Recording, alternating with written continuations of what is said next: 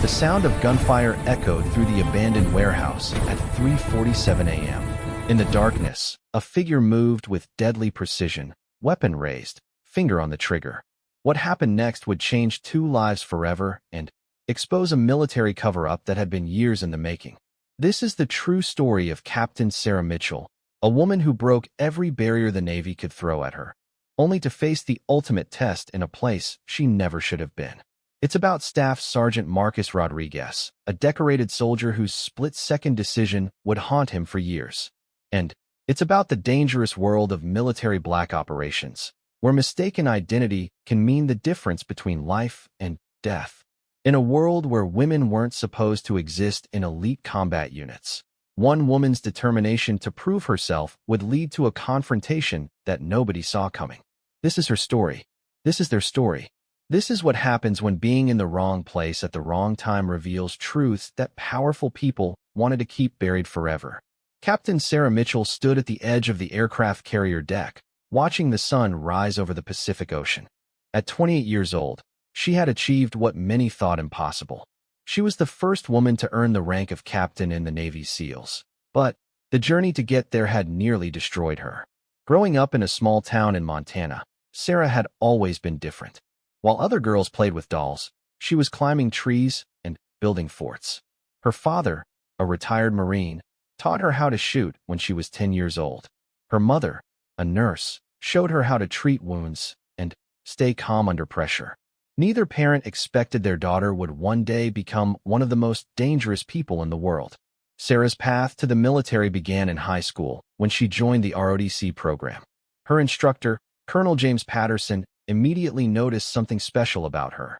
She was faster than most of the boys, smarter than all of them, and had a determination that couldn't be broken. When other students complained about the training being too hard, Sarah asked for more. After graduating as valedictorian, Sarah enlisted in the Navy. Basic training was supposed to break recruits down and build them back up, but Sarah seemed unbreakable. She excelled in every test, topped every physical challenge, and showed leadership skills that impressed even the toughest drill sergeants. Other recruits looked up to her, and she never let them down. Her first assignment was on a destroyer in the Mediterranean Sea. Sarah worked harder than anyone else, volunteering for the most dangerous jobs and proving that she belonged. When pirates attacked a cargo ship in international waters, Sarah was part of the team that rescued the crew. She saved 3 hostages and helped capture 5 pirates without firing a single shot. Her commanding officer recommended her for the SEAL program. The SEAL training program, known as BUD/S, had a dropout rate of over 80%. Most instructors believed that number would be 100% for women.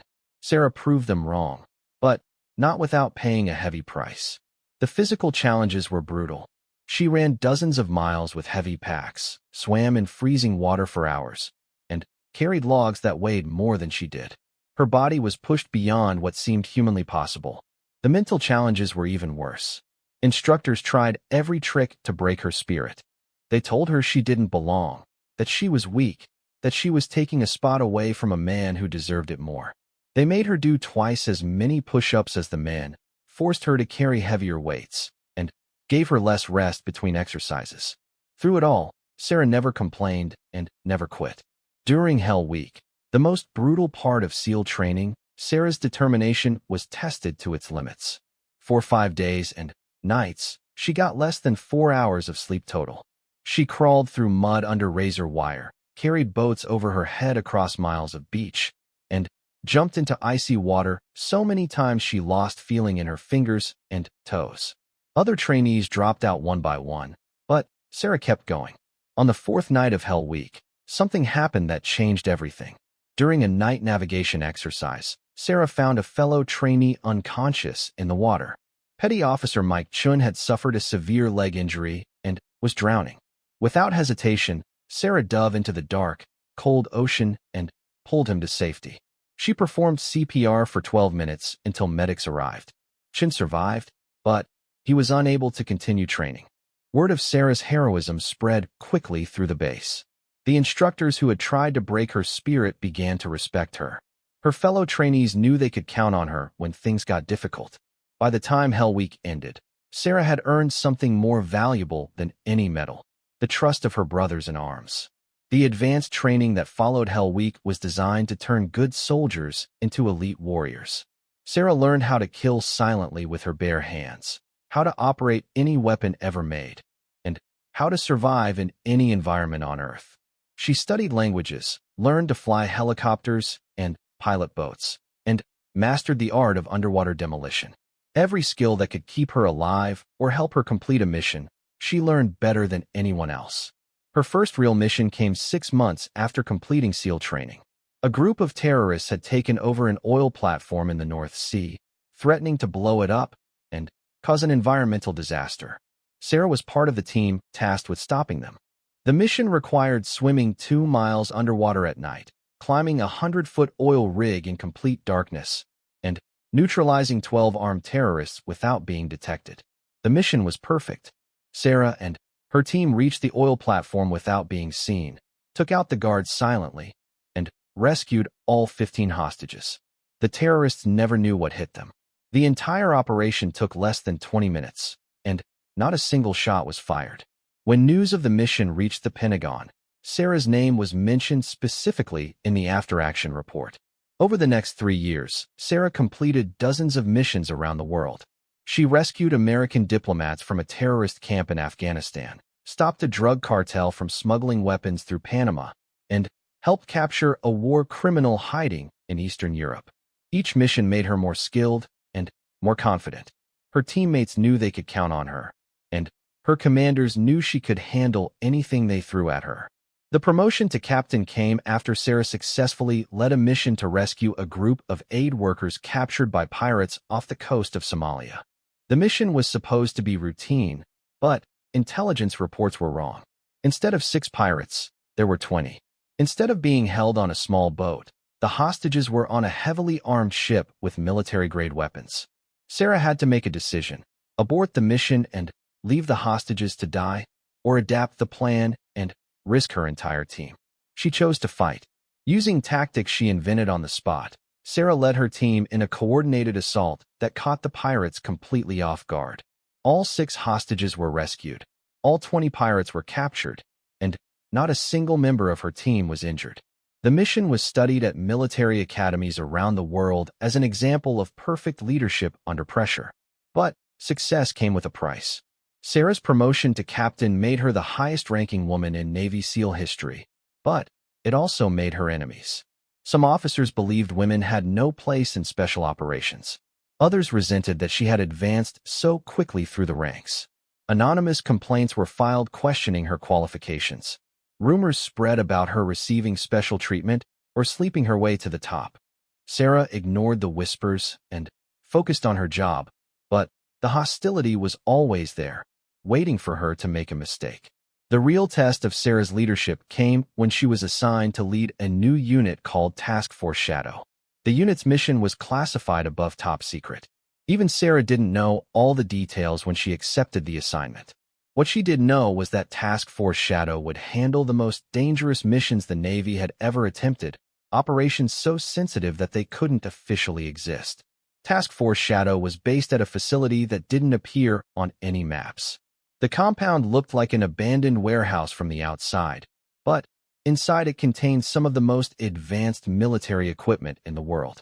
Sarah's team consisted of 12 of the best special operations soldiers from every branch of the military. Navy SEALs, Army Rangers, Air Force Pararescue, and Marine Force Recon operators had all been handpicked for their skills and their ability to keep secrets. Sarah's first briefing about Task Force Shadow came from Admiral Robert Hayes, a man whose reputation for toughness was legendary throughout the Navy. Hayes explained that the unit would operate in complete secrecy, with no official recognition and no backup if things went wrong. The missions would be dangerous, illegal by civilian standards, and absolutely necessary for national security. The training for Task Force Shadow was unlike anything Sarah had experienced. Her team learned how to infiltrate any building in the world, how to disappear without a trace, and how to kill targets without leaving evidence. They practiced mission scenarios in mock cities built specifically for training, complete with realistic enemies and deadly obstacles. Sarah pushed her team harder than any instructor had pushed her because she knew their lives would depend on being perfect. During one training exercise, Sarah's team was tasked with infiltrating a heavily guarded facility and retrieving classified documents. The exercise was designed to be impossible, with sensors that could detect the smallest movement and guards who shot rubber bullets that felt very real. Most teams had failed the exercise within the first 10 minutes. Sarah's team completed it in 8 minutes without being detected once. The success of that training mission led to Sarah's first real assignment with Task Force Shadow. Intelligence agencies had discovered that a rogue scientist was selling weapons technology to terrorist groups. The scientist was hiding in a compound in the mountains of Pakistan, protected by a private army of mercenaries. Official military action was impossible because the mission required operating on the territory of an allied nation without permission. Sarah led her team on a mission that required parachuting into mountainous terrain at night, hiking 15 miles through enemy territory, infiltrating a heavily fortified compound, capturing the scientist alive, and escaping without leaving any evidence that American forces had been there. The mission was successful, but barely. During the extraction, Sarah's team was discovered by guards who managed to sound an alarm before being neutralized. The firefight that followed was brief, but intense. Sarah's team was outnumbered 3-1, but superior training and tactics allowed them to fight their way out. The scientist was captured alive and delivered to American intelligence agencies, where he provided information that prevented several terrorist attacks. The mission was considered a complete success, but Sarah knew they had been lucky to escape. Over the next year, Task Force Shadow completed 17 missions across 6 continents. Sarah's leadership proved itself again and again as her team succeeded where conventional forces would have failed. They stopped arms dealers in Eastern Europe, rescued kidnapped diplomats in South America, and eliminated terrorist leaders who thought they were safe in their hidden fortresses. Each mission added to Sarah's reputation as one of the most effective special operations commanders in military history. But success in the shadows came with a cost that Sarah hadn't anticipated. The constant secrecy, the life and death decisions, and the weight of command began to wear on her. She found herself unable to sleep, constantly alert for threats that might not exist. Relationships with friends and family became impossible to maintain when she couldn't tell them where she had been or what she had done. Sarah began to wonder if the price of being the best was losing everything else that made life worth living. The breaking point came during a mission in Central America. Sarah's team was tasked with eliminating a drug lord who was using children as soldiers. The mission required infiltrating a compound where dozens of armed children guarded a man who deserved to die. Sarah found herself unable to give the order to engage, knowing that her team would have to fight through children to complete the mission. Instead, Sarah developed a new plan. Her team infiltrated the compound silently, using non-lethal weapons to incapacitate the child soldiers. They captured the drug lord alive and turned him over to local authorities, along with evidence that led to the arrest of his entire organization. The children were rescued and placed in protective custody. The mission was a complete success, but it had required Sarah to disobey direct orders from her superiors. The disciplinary hearing that followed was conducted behind closed doors with no record of what was discussed. Sarah was cleared of any wrongdoing, but she was also reassigned from Task Force Shadow to a new position that was described only as Special Projects. She never learned exactly why she had been transferred, but she suspected that her refusal to sacrifice children for a mission had made some people question her willingness to do whatever was necessary.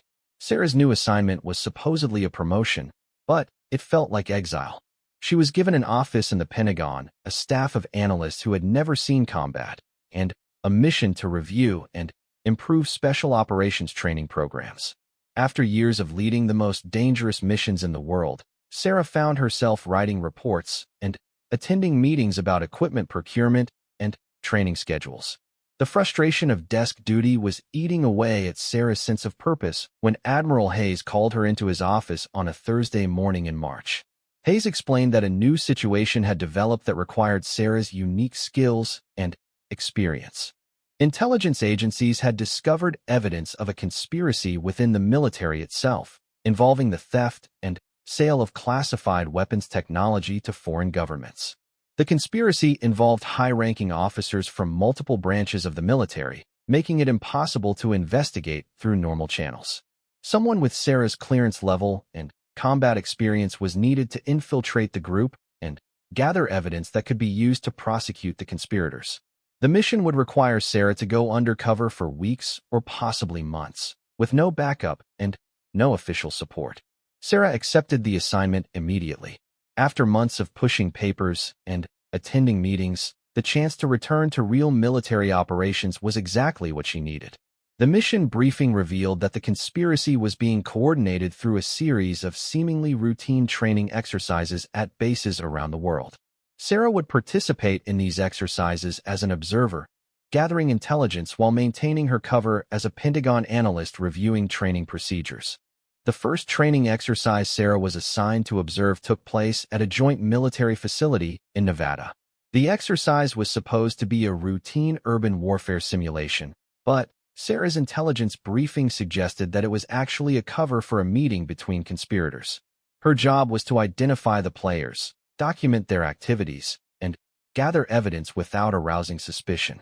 Sarah arrived at the Nevada facility on a Sunday evening, checked into the guest quarters, and began reviewing the exercise documents. The training scenario involved multiple teams of special operations soldiers competing in various urban combat simulations. The exercises were designed to test new tactics and equipment under realistic conditions, but Sarah noticed several unusual elements that suggested something else was happening.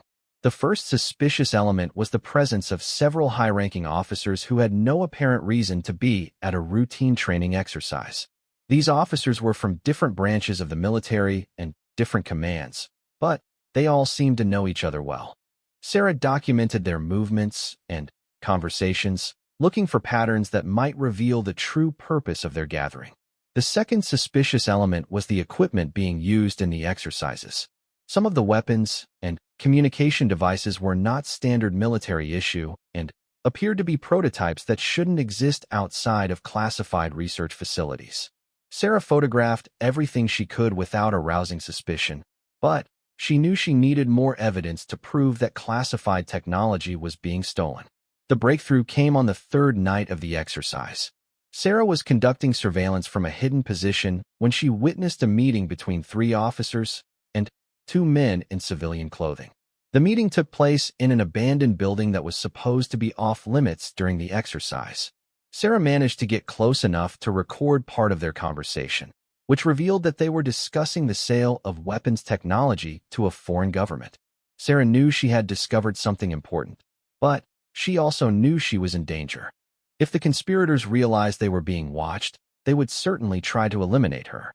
She needed to gather more evidence quickly and get out of the facility before her cover was blown. The problem was that the most important meeting was scheduled for the final night of the exercise, and Sarah knew she couldn't leave without witnessing it. The final night of the exercise was when everything went wrong. Sarah was in position to observe the final meeting between the conspirators when she realized she wasn't alone. Someone else was conducting surveillance of the same meeting, someone who wasn't supposed to be there. In the darkness, Sarah couldn't tell if the other person was friend or enemy, but she knew that her mission had just become much more complicated and much more dangerous. Staff Sergeant Marcus Rodriguez had been having the same nightmare for 3 weeks. In the dream, he was back in Afghanistan, moving through a village at night, when shadows began shooting at his squad. He would wake up in a cold sweat, reaching for a weapon that wasn't there, in a bed that was 5,000 miles away from any battlefield. The nightmares were getting worse, and Marcus knew he needed help, but asking for help wasn't something soldiers were supposed to do. Marcus had joined the Army straight out of high school in El Paso, Texas. His father had worked construction his entire life, breaking his back to support a family of 6 kids. His mother cleaned houses for wealthy families, coming home exhausted every night, but never complaining. Marcus wanted something different for his life, something that would make his parents proud and give him a chance to see the world beyond the barrio where he grew up. Basic training at Fort Benning was the hardest thing Marcus had ever done, but it was also the most rewarding. For the first time in his life, he was part of something bigger than himself. The army gave him structure, purpose, and a family of brothers who would die for each other without question. Marcus discovered he had a natural talent for leadership and an ability to stay calm under pressure that impressed his instructors. After basic training, Marcus was assigned to the 75th Ranger Regiment, one of the Army's elite special operations units.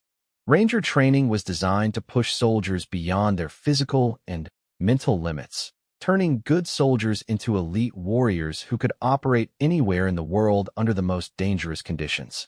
Marcus not only survived Ranger training, but excelled, finishing in the top 5% of his class.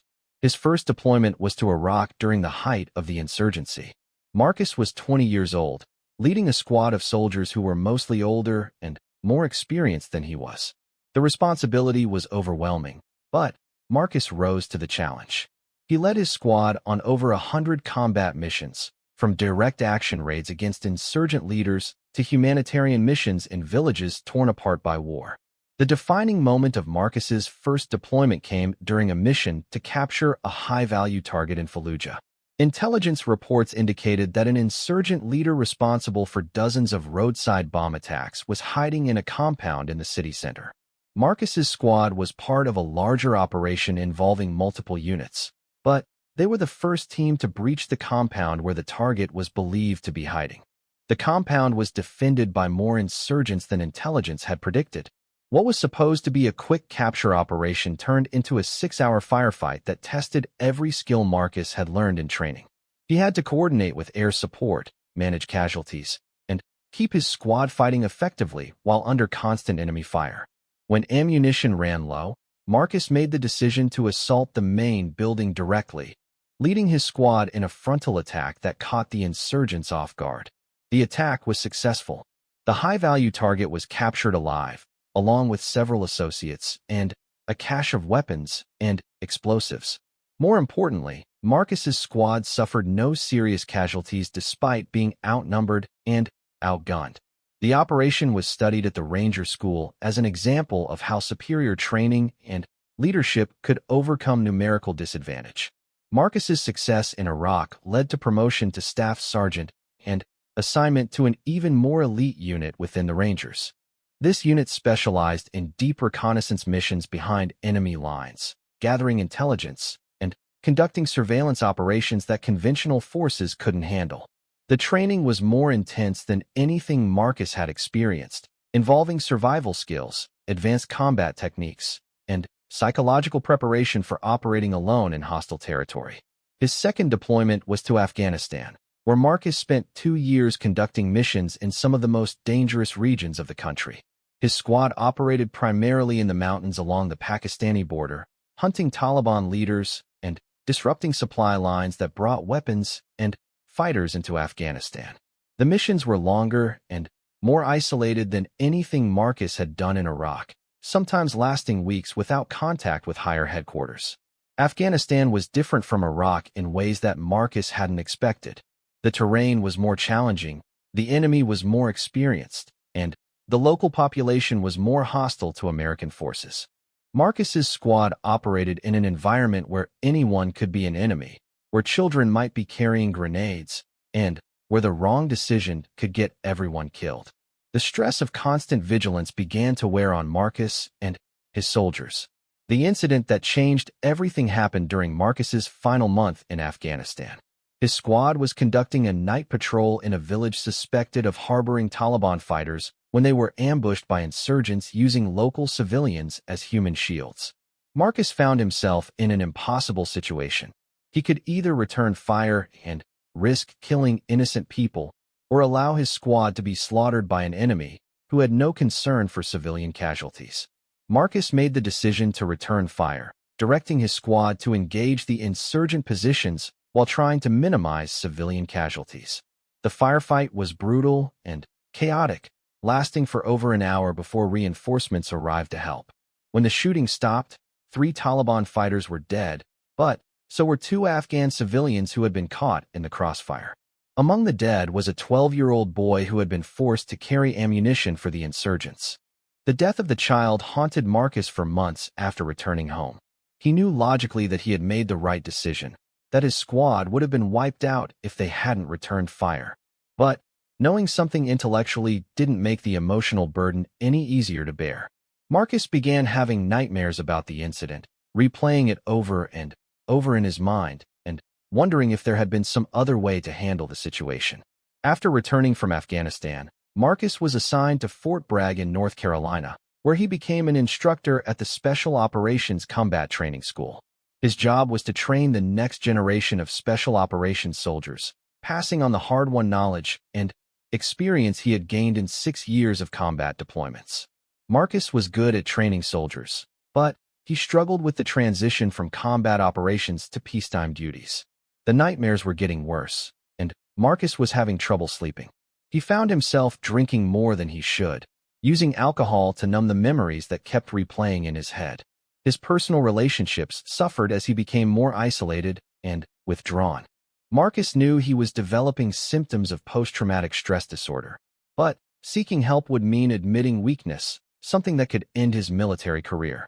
Marcus's commanding officer, Colonel Janet Stevens, was one of the few people who recognized what he was going through. Stevens was a career officer who had seen too many good soldiers destroyed by the invisible wounds of war. She called Marcus into her office on a Tuesday morning and offered him something he hadn't expected: understanding and help without judgment. Stevens explained that the Army was beginning to recognize that PTSD was not a sign of weakness, but a normal response to abnormal experiences. She offered Marcus the chance to participate in an experimental treatment program that combined traditional therapy with new techniques designed specifically for special operations soldiers. The program would be completely confidential, with no impact on his military record or career prospects. Marcus was reluctant at first, but Stevens convinced him that getting help was not just about his own well-being, but about his ability to effectively train and lead soldiers. If Marcus couldn't deal with his own psychological wounds, he couldn't help other soldiers deal with theirs. The argument made sense to Marcus, and he agreed to participate in the treatment program. The therapy was difficult and painful, forcing Marcus to confront memories and emotions he had been trying to avoid. He worked with Dr. Jennifer Walsh, a psychologist who specialized in treating combat trauma. Dr. Walsh helped Marcus understand that his feelings of guilt and regret were normal responses to an impossible situation, and that healing meant learning to live with those feelings rather than trying to eliminate them. The treatment program included other special operations soldiers who were dealing with similar issues. Marcus discovered that he wasn't alone in his struggles, that even the most decorated and successful warriors dealt with doubt, guilt, and psychological wounds that couldn't be seen from the outside. The group sessions were initially uncomfortable for Marcus, but they eventually became the most valuable part of his therapy. After 6 months of treatment, Marcus was feeling better than he had since returning from Afghanistan. The nightmares were less frequent, and he had learned coping strategies that helped him deal with stress and anxiety. His job performance improved, and his relationships with friends and colleagues began to heal. Marcus thought he had put his combat experiences behind him and was ready to move forward with his life. The call that changed everything came on a Thursday evening in November. Colonel Stevens called Marcus at home and told him he was being temporarily assigned to a joint training exercise in Nevada. The exercise was classified, involving special operations units from multiple branches of the military. Marcus's job would be to observe and evaluate the performance of soldiers participating in urban warfare simulations. Marcus was excited about the assignment.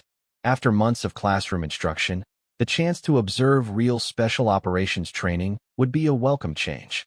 He packed his gear and flew to Nevada the next day, arriving at a facility that looked like an abandoned warehouse, but was actually one of the most advanced training centers in the world. The briefing Marcus received was routine. The exercise would last for a week, with different units competing in various urban combat scenarios.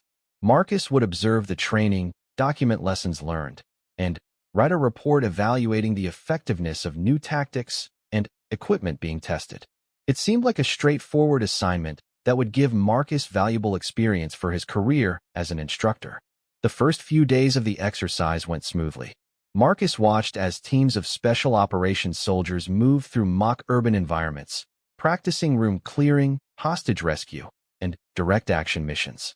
The level of skill and professionalism impressed Marcus, reminding him why he was proud to be part of the special operations community. But Marcus began to notice things that didn't make sense. Some of the officers observing the exercise didn't seem to be paying attention to the training. Instead, they were having quiet conversations with men in civilian clothing who weren't supposed to be at the facility. Marcus also noticed that some of the equipment being used in the exercises was more advanced than anything he had seen before, including weapons and communication devices that appeared to be experimental prototypes. Marcus's instincts told him something was wrong, but he wasn't sure what to do about it. His assignment was to observe training, not investigate suspicious activity. But his training as a special operations soldier had taught him to trust his instincts, and every instinct was telling him that the exercise was a cover for something else. On the fourth night of the exercise, Marcus decided to investigate on his own. He left his quarters after midnight and began conducting surveillance of the facility, looking for evidence of whatever was happening behind the scenes. Marcus's training in reconnaissance and surveillance served him well as he moved through the facility undetected, documenting unusual activity with a small digital camera. Marcus discovered that several buildings that were supposed to be off-limits during the exercise were actually being used for meetings between military officers and civilian contractors.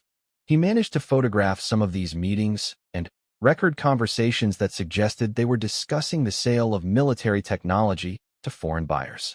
Marcus realized he had stumbled onto evidence of a conspiracy involving the theft and sale of classified weapons technology. The discovery put Marcus in a difficult position. If he reported what he had found through normal channels, he risked alerting the conspirators and allowing them to destroy evidence or escape prosecution. But if he continued investigating on his own, he would be operating outside his authority and could face serious disciplinary action if he was discovered. Marcus decided to continue gathering evidence, planning to turn everything over to military intelligence once he had enough proof to ensure a successful investigation. He spent the next 2 days carefully documenting the activities of the conspirators, building a case that would be impossible to ignore or cover up. On the final night of the exercise, Marcus positioned himself to observe what he believed would be the most important meeting between the conspirators. Intelligence he had gathered suggested that this meeting would involve the final arrangements for selling a shipment of experimental weapons to a foreign government. Marcus needed to witness this meeting to have evidence of the actual crime being committed. Marcus was in position in an abandoned warehouse, using night vision equipment to observe the meeting location, when he realized he wasn't alone. Someone else was conducting surveillance of the same meeting, someone who appeared to be armed and dangerous. In the darkness, Marcus couldn't tell if the other person was another investigator or one of the conspirators' security personnel. Marcus's training kicked in automatically. He drew his weapon and moved to a position where he could observe the unknown individual while maintaining cover. Through his night vision scope, Marcus could see a figure in dark clothing moving carefully through the warehouse, clearly conducting professional surveillance of the meeting location.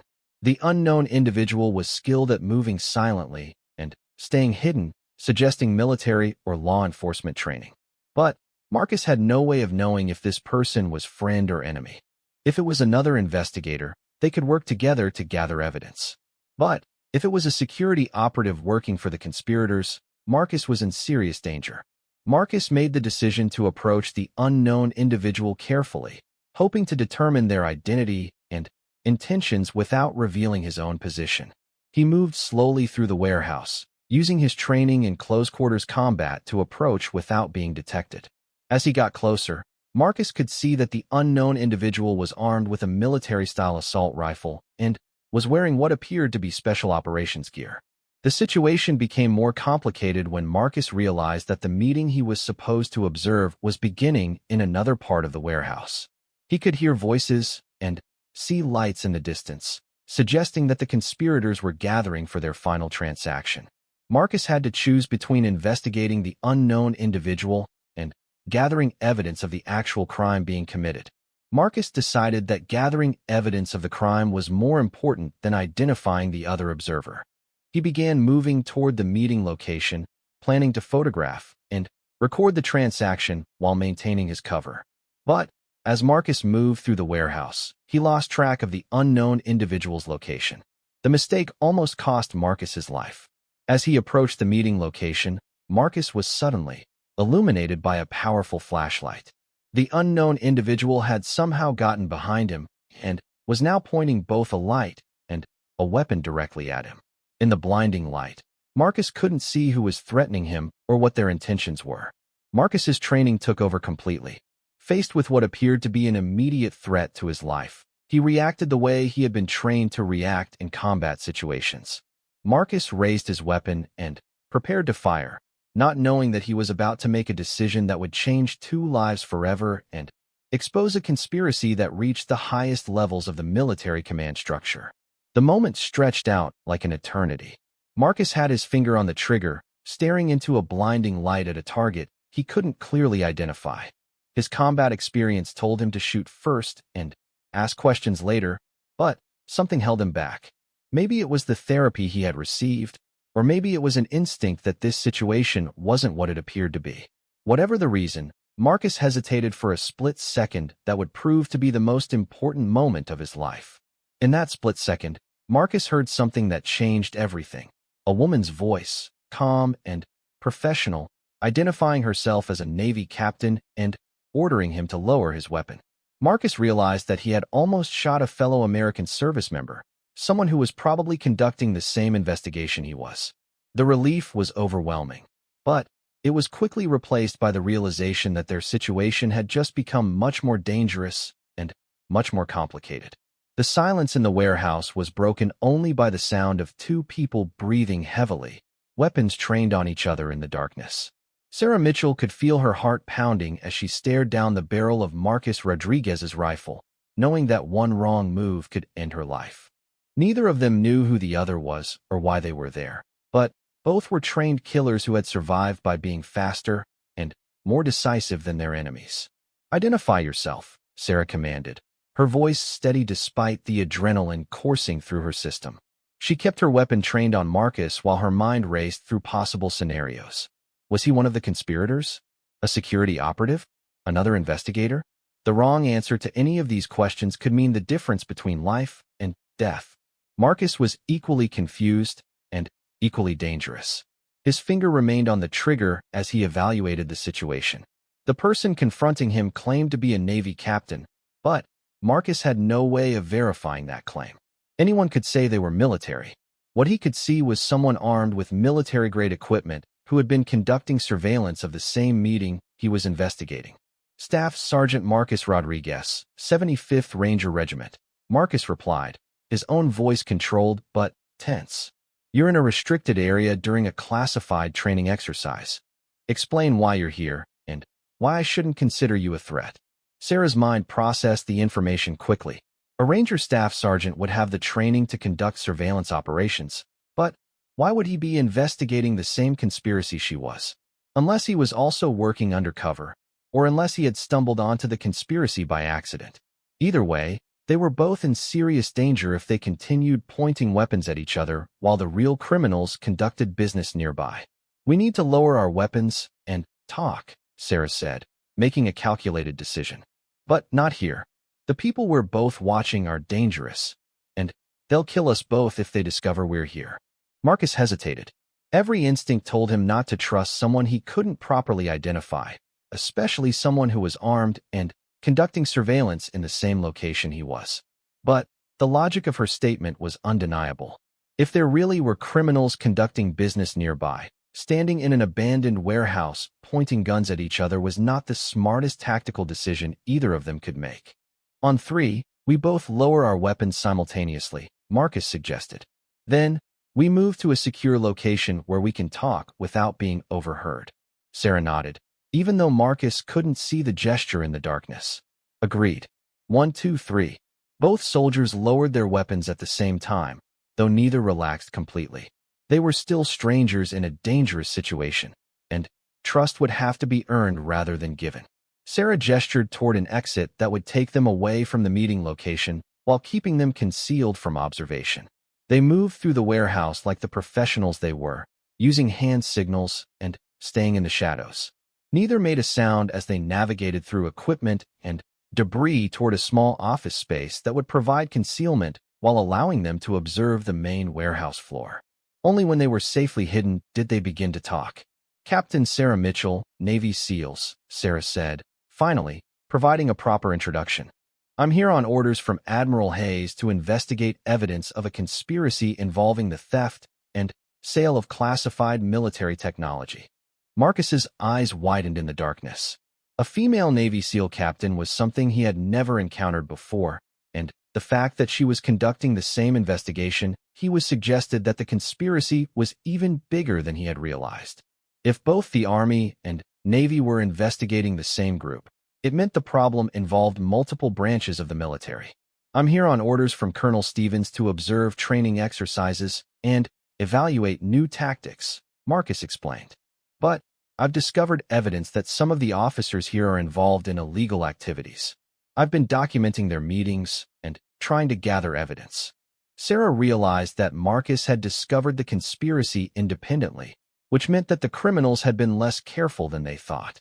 If a training observer could stumble onto evidence of their activities, it was only a matter of time before other people noticed as well. The conspirators would likely accelerate their timeline or abandon their plans entirely. "What kind of evidence have you gathered?" Sarah asked. Marcus pulled out a small digital camera and showed Sarah the photos he had taken over the past few days.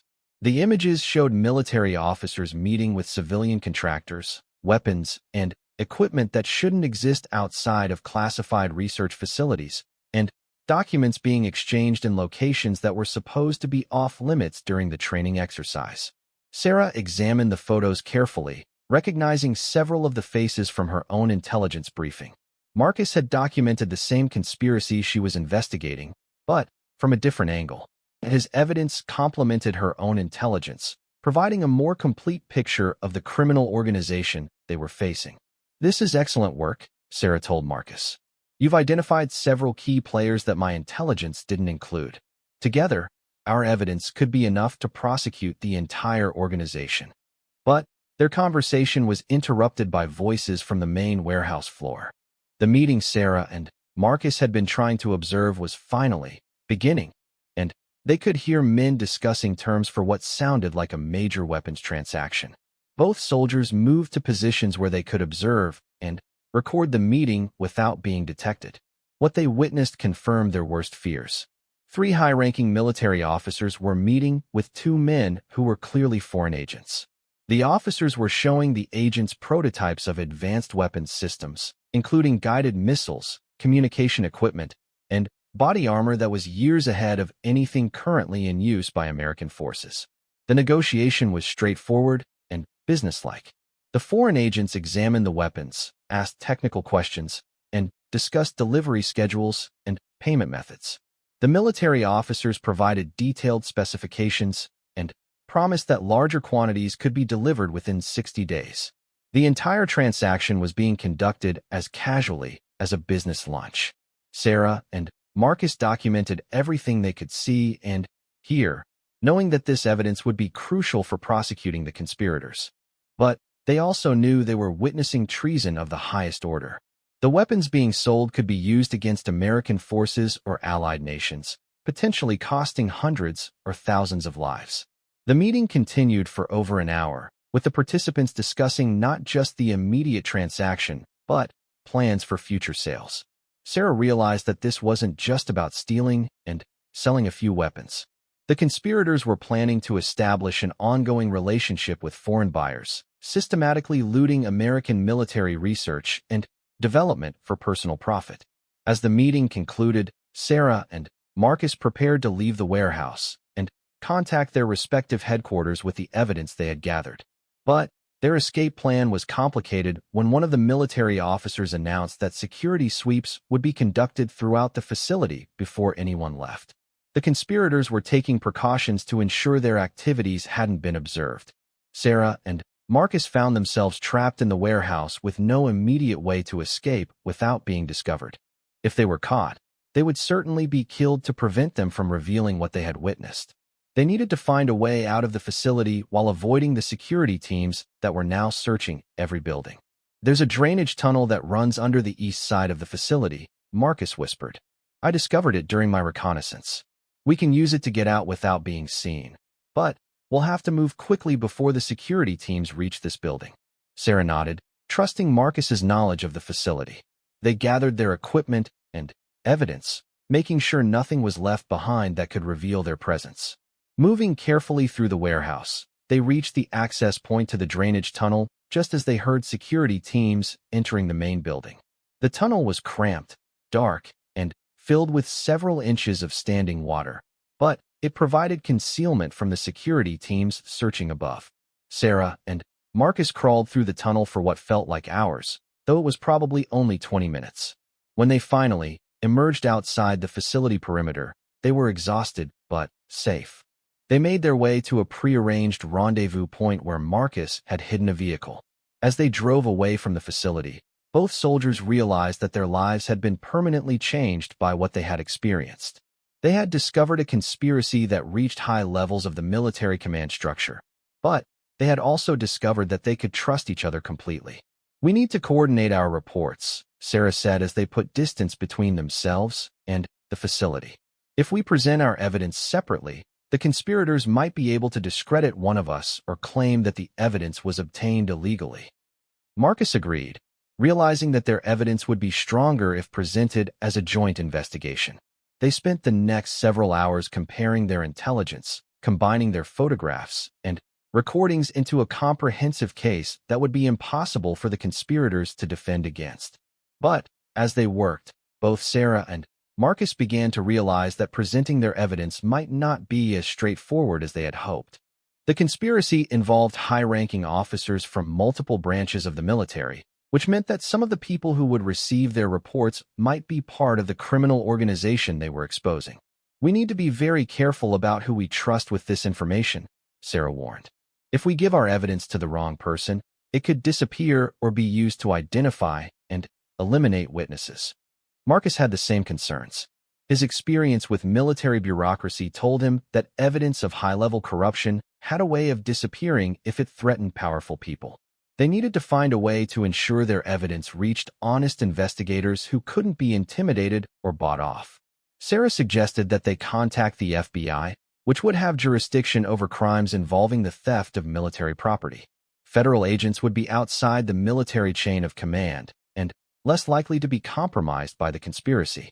Marcus agreed, but he also wanted to notify his commanding officer, Colonel Stevens, who he trusted completely. They decided to contact both the FBI and Colonel Stevens simultaneously, providing copies of their evidence to multiple investigators to ensure it couldn't be suppressed. Sarah used encrypted communication equipment to contact Admiral Hayes, while Marcus called Colonel Stevens from a secure phone line. Both of their commanding officers were shocked by the evidence and immediately began taking steps to ensure the safety of their subordinates. Admiral Hayes ordered Sarah to return to Washington immediately, where she would be debriefed by naval intelligence and provided with protective security. Colonel Stevens gave Marcus similar orders, arranging for him to be transferred to a secure location until the investigation was complete. But before they separated, Sarah and Marcus realized that they had formed a partnership that went beyond their professional collaboration. They had saved each other's lives, trusted each other with classified information, and worked together to expose a conspiracy that threatened national security. The bond formed by shared danger and mutual trust was something that would last for the rest of their lives. Whatever happens with the investigation, I want you to know that I'm grateful for everything you did tonight, Sarah told Marcus as they prepared to go their separate ways. You could have shot me when you found me in that warehouse, but you chose to trust me instead. That decision probably saved both our lives. Marcus smiled for the first time in hours. You could have shot me too, but you didn't. Maybe that means we're both getting better at making split-second decisions under pressure. They exchanged contact information and promised to stay in touch during the investigation that would follow. Neither of them realized at the time that their discovery would lead to one of the largest military corruption scandals in American history, or that their partnership would eventually evolve into something much more personal than either of them expected.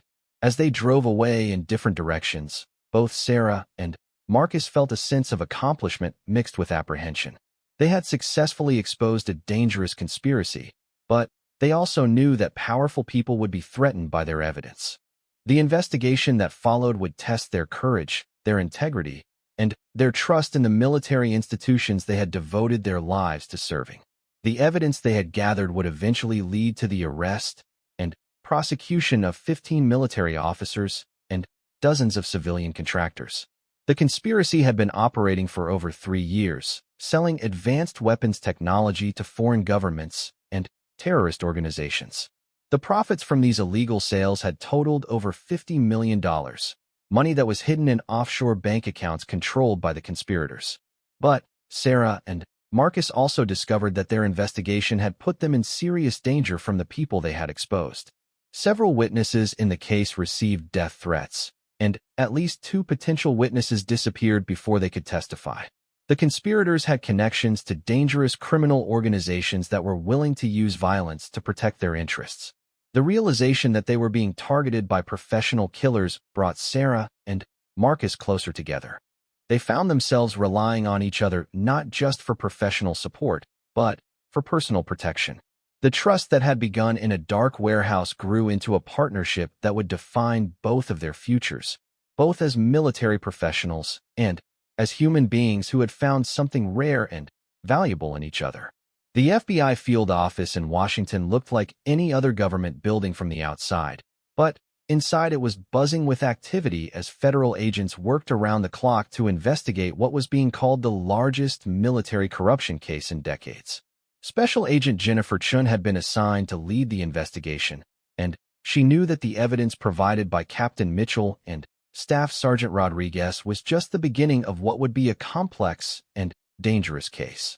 Agent Chun was a 20-year veteran of the FBI who specialized in cases involving national security and military corruption. She had seen her share of military officers who sold information for money, but the scope of the conspiracy uncovered by Sarah and Marcus was unlike anything she had encountered before. The evidence they provided showed a sophisticated criminal organization that had penetrated multiple levels of the military hierarchy. The first challenge Chin faced was protecting the safety of the 2 witnesses who had provided the evidence.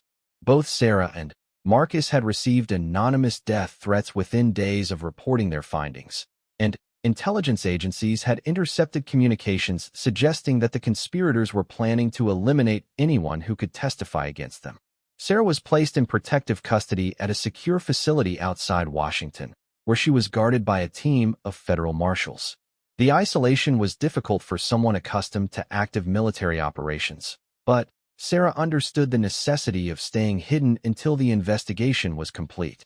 She spent her days reviewing evidence with federal agents and preparing for the eventual trial that would follow. Marcus was placed in similar protective custody at a different location, where he worked with FBI analysts to identify additional suspects and develop a timeline of the conspiracy's activities. His knowledge of military training procedures and special operations protocols proved invaluable in understanding how the conspirators had been able to steal classified technology without detection. The investigation revealed that the conspiracy had been operating for much longer than initially suspected. Financial records showed suspicious transactions dating back over 5 years, suggesting that the theft and sale of military technology had been systematic and ongoing. Bank records from offshore accounts revealed that the conspirators had made over $100 million from their illegal activities. Agent Chin's team worked to identify all the participants in the conspiracy, using the evidence provided by Sarah and Marcus as a starting point. They discovered that the criminal organization included not just military officers, but also civilian contractors, defense industry executives, and foreign intelligence agents. The network was international in scope, with connections to criminal organizations in Eastern Europe, Asia, and the Middle East. The breakthrough in the case came when FBI agents arrested Colonel Michael Bradley, one of the officers photographed at the meeting Sarah and Marcus had witnessed. Bradley was a decorated Army officer with over 20 years of service, but financial pressure from gambling debts had made him vulnerable to recruitment by the conspiracy. Faced with evidence of his crimes and the prospect of life in prison, Bradley agreed to cooperate with the investigation. Bradley's testimony revealed the structure of the criminal organization and the identities of its leaders. The conspiracy was led by General William Harper, a three-star Army general who had used his position to identify and steal the most valuable military technology. Harper had recruited officers from multiple branches of the military, offering them substantial financial rewards in exchange for their cooperation. The general's operation was sophisticated and well-organized. He had established shell companies to launder money, recruited foreign buyers for stolen technology, and developed security procedures to prevent detection by military investigators. Harper had even planted sympathetic officers in key positions within military intelligence agencies to provide early warning of any investigations. As the FBI investigation expanded, it became clear that the conspiracy had caused serious damage to national security. The stolen technology included guidance systems for cruise missiles, encryption codes for military communications, and design specifications for next-generation fighter aircraft. This information had been sold to foreign governments that were not always friendly to the United States. The investigation also revealed that the conspiracy had been responsible for several security breaches that had previously been attributed to other causes. Leaked intelligence had compromised military operations in several countries, leading to the deaths of American soldiers and intelligence operatives. The human cost of the conspiracy was much higher than anyone had initially realized.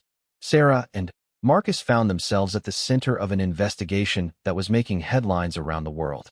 Military corruption scandals were nothing new, but the scope and sophistication of this conspiracy shocked even experienced investigators. The media attention was intense, and both witnesses had to be moved to even more secure locations to protect them from reporters and potential assassins. The pressure of being star witnesses in such a high-profile case began to take its toll on both Sarah and Marcus. They were isolated from their friends and colleagues, unable to return to their normal military duties, and constantly reminded that their lives were in danger.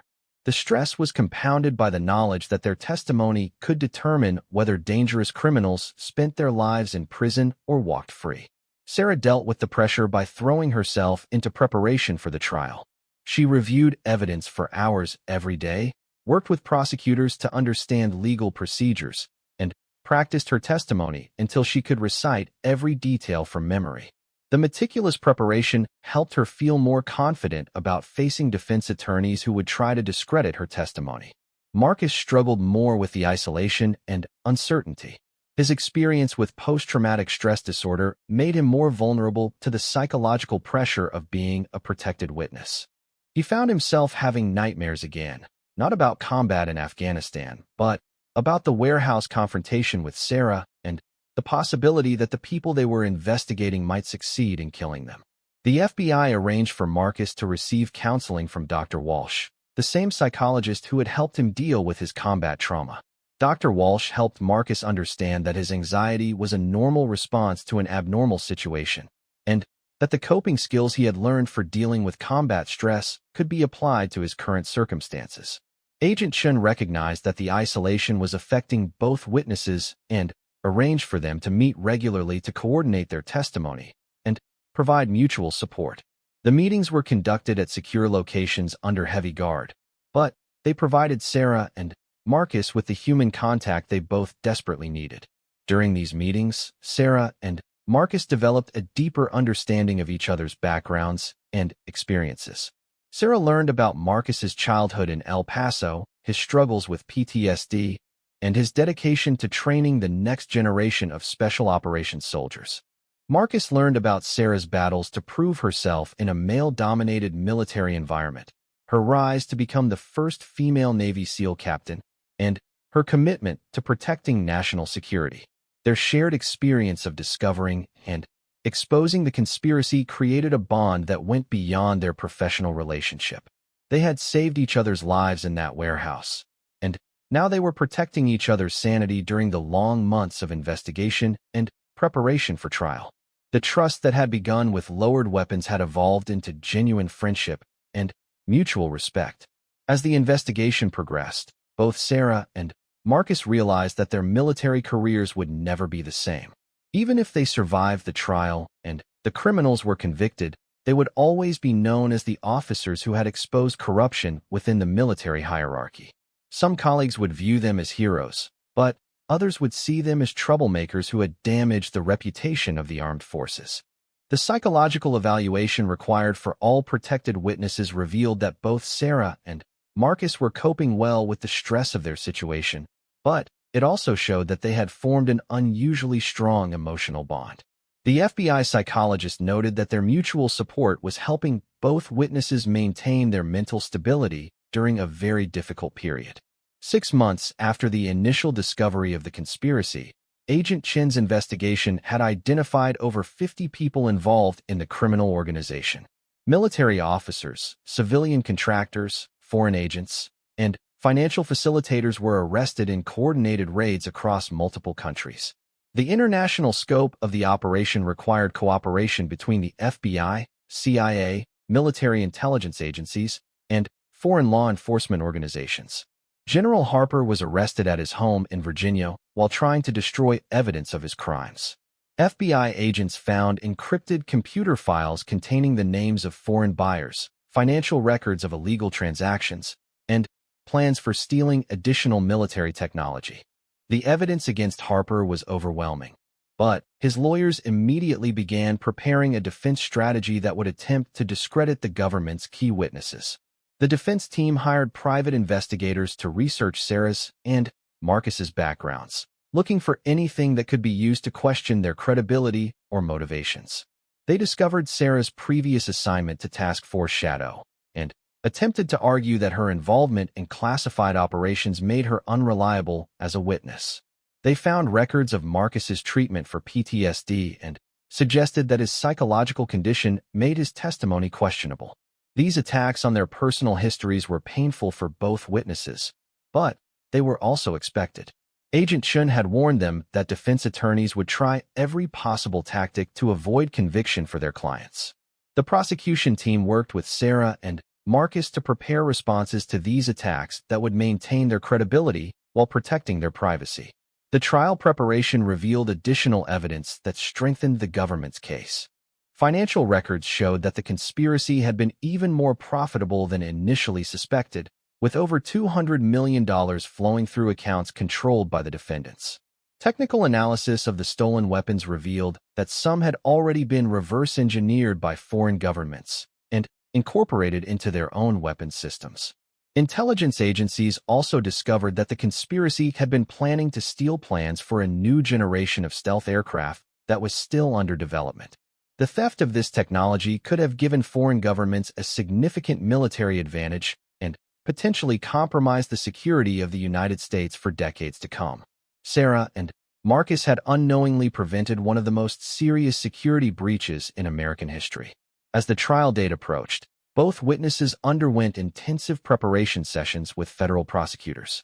They practiced testifying under aggressive cross-examination, learned to present technical evidence in ways that juries could understand, and prepared for the media attention that would accompany such a high-profile case. The preparation sessions also revealed the strength of their partnership. When one witness struggled with a particular aspect of the case, the other provided support and encouragement. Their ability to corroborate each other's testimony made the prosecution's case much stronger than it would have been with either witness alone. Agent Chun was impressed by the professionalism and dedication both witnesses had shown throughout the investigation. Despite death threats, media attention, and attempts to discredit them, Sarah and Marcus had never wavered in their commitment to seeing justice done. Their courage and integrity had made it possible to expose and prosecute one of the most dangerous criminal conspiracies in military history. The night before the trial began, Sarah and Marcus met one final time to review their testimony. They had spent months preparing for this moment, and both felt ready to face whatever the defense attorneys might throw at them. Their friendship had been forged in danger and strengthened by shared adversity, and they knew they could count on each other no matter what happened in the courtroom. As they prepared to testify, both witnesses understood that their actions had already changed their lives forever. They had chosen duty and integrity over personal safety and career advancement. The trial would determine whether justice was done, but Their decision to expose the conspiracy had already made them heroes in the eyes of everyone who valued honesty and service to country over personal gain. The trial that was about to begin would test everything they had learned about courage, truth, and standing up for what was right, even when the cost was higher than they had ever imagined paying. The federal courthouse in Washington was surrounded by media trucks and security barriers as the most anticipated military corruption trial in decades finally began. Inside the imposing marble building, a jury of 12 civilians would decide the fate of General William Harper and 14 co-conspirators accused of stealing and selling classified military technology worth hundreds of millions of dollars. Sarah Mitchell adjusted her dress blue uniform as she waited in the witness preparation room, knowing that in a few minutes she would walk into a courtroom packed with reporters, military officials, and family members of the accused. The weight of the moment was enormous. Her testimony could send respected military officers to prison for the rest of their lives, but it could also ensure that justice was served for one of the most serious betrayals of trust in military history. Marcus Rodriguez paced nervously in an adjacent room, his own dress uniform immaculate despite his anxiety. The months of preparation had led to this moment, when everything they had discovered in that Nevada warehouse would finally be presented to a jury that would decide whether their evidence was credible and compelling enough to convict the defendants. Federal prosecutor Amanda Sterling had built her career on complex white-collar crime cases, but the military corruption trial was the most important case she had ever handled. The evidence provided by Sarah and Marcus was strong, but Sterling knew that defense attorneys would attack every aspect of their testimony. The prosecution's case would rise or fall on the credibility of these two witnesses. The trial began with Sterling's opening statement, which outlined the scope and sophistication of the conspiracy the defendants had operated for over 5 years. She explained to the jury how military officers had systematically stolen classified technology, sold it to foreign governments, and hidden the profits in offshore bank accounts. The prosecution promised to prove that the defendants had committed treason for personal gain. Defense attorney Robert Caldwell represented General Harper and immediately began attacking the prosecution's case in his opening statement.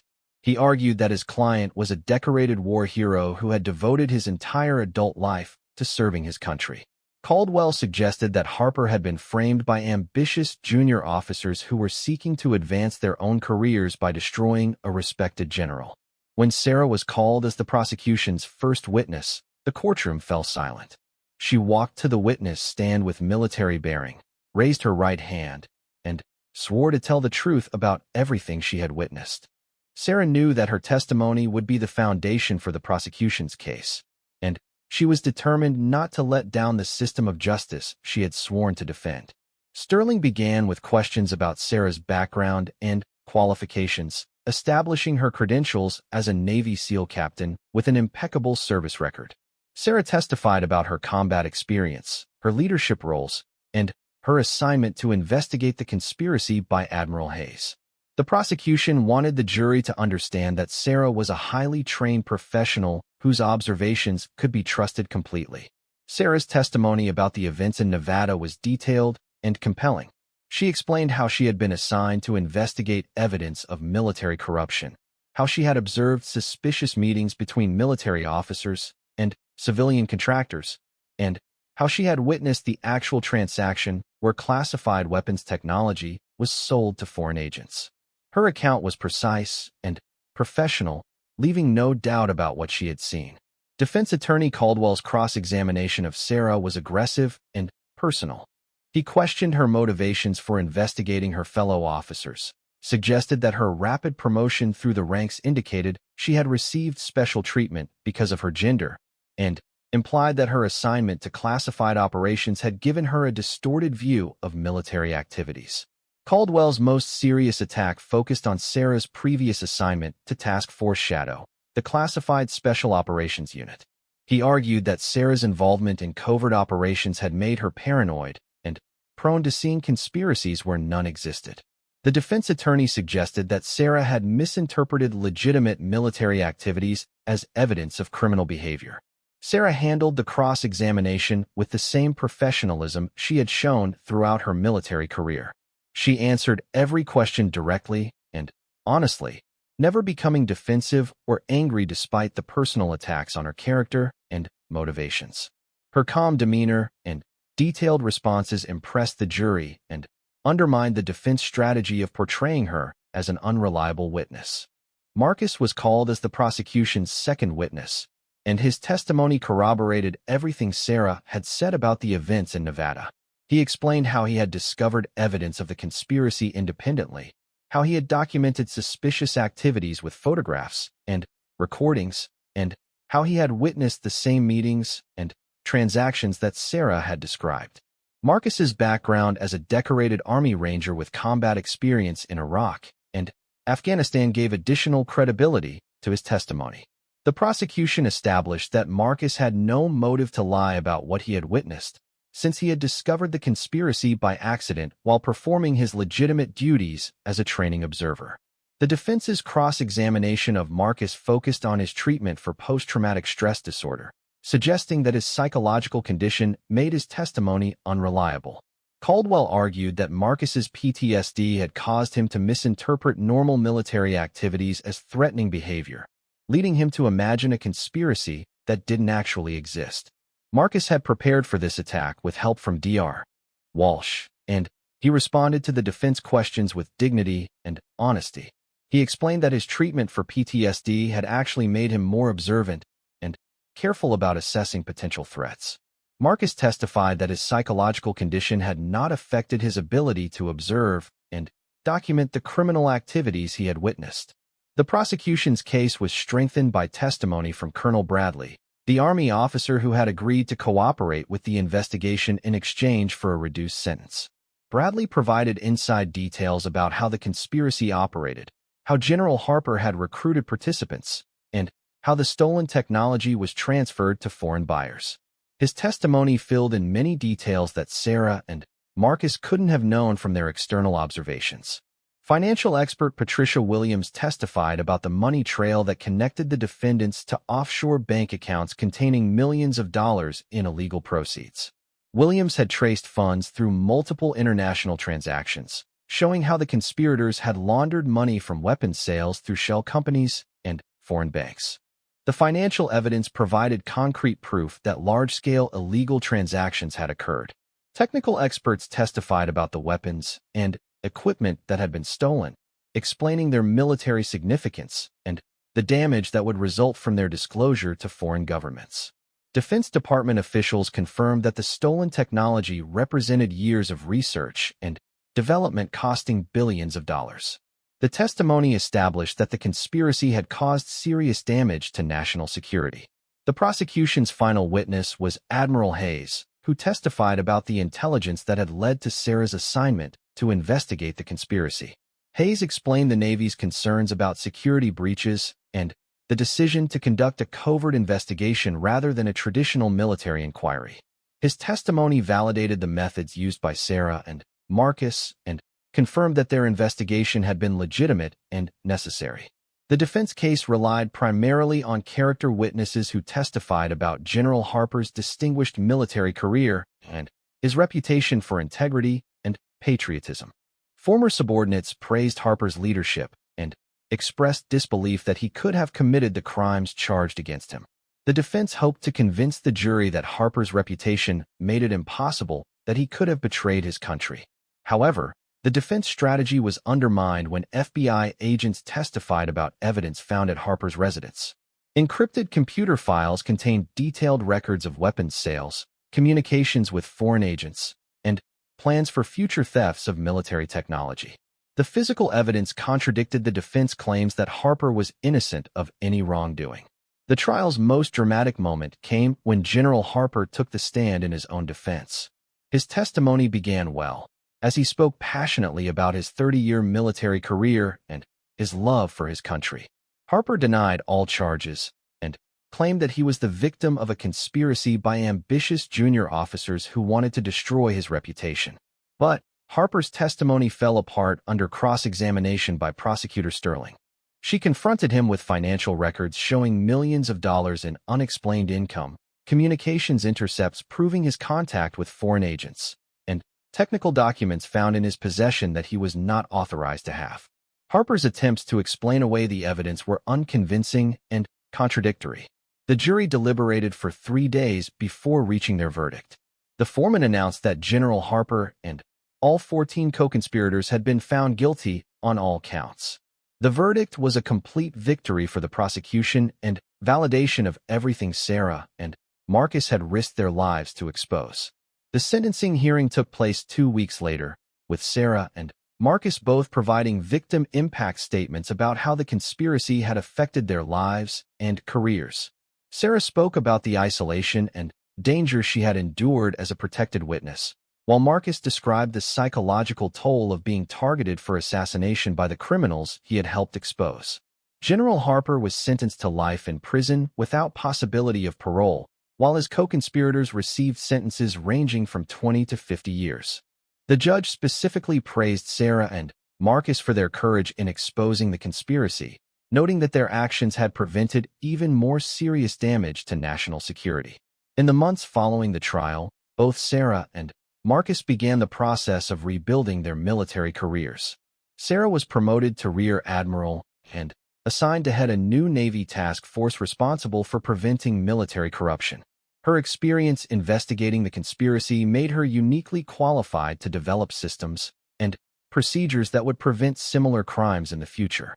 Marcus was promoted to Sergeant Major and assigned to the Special Operations Command, where he developed training programs to help soldiers recognize and report security breaches. His experience as a witness in the corruption trial made him an effective advocate for military personnel who discovered evidence of criminal activity within their units. The partnership that had begun in a Nevada warehouse evolved into something deeper and more personal as Sarah and Marcus continued working together on corruption prevention initiatives. Their shared experience of danger and their mutual respect grew into love, leading to a marriage that combined 2 distinguished military careers into one extraordinary partnership. Their wedding was attended by many of the federal agents, prosecutors, and military officials who had worked on the corruption case. Agent Chun served as Sarah's maid of honor, while Admiral Hayes performed the ceremony. The celebration was both a personal milestone and a testament to the power of integrity and courage in the face of overwhelming challenges. Sarah and Marcus established a foundation to support military whistleblowers and their families, providing legal assistance and financial support to service members who risked their careers to expose corruption and criminal activity.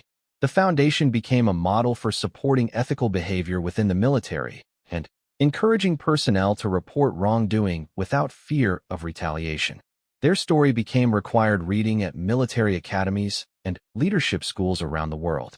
The case study of how 2 soldiers from different services had worked together to expose a massive conspiracy illustrated the importance of integrity, courage, and cooperation in maintaining military effectiveness and public trust. Years later, when Sarah had become the first woman to serve as Chief of Naval Operations, and Marcus had been appointed as the senior enlisted advisor to the Joint Chiefs of Staff, they often reflected on the night that had changed their lives forever. What had begun as a case of mistaken identity in a dark warehouse had evolved into one of the most important corruption investigations in military history. Their success in exposing the conspiracy had saved countless lives by preventing advanced weapons technology from falling into the wrong hands.